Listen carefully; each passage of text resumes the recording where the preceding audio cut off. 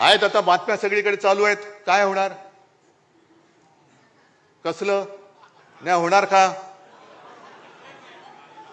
होणार की नाही होणार कळेल ना. जे यांच्या मनात आहे आणि राज्याच्या मनात आहे तेच मी करेन.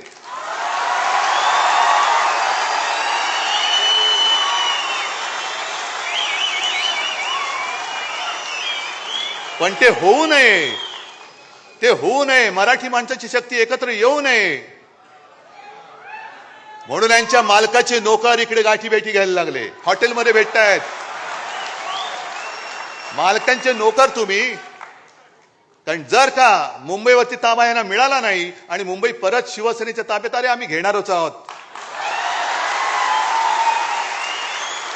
आम्ही घेणारच आहोत.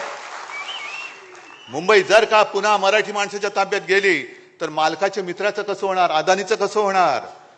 त्याच्यामुळे मराठी माणसाची शक्ती एकवटता कामा नये. याच्यासाठी हे मालकाचे त्या शेटजीचे नोकर, हेच मी म्हणेन.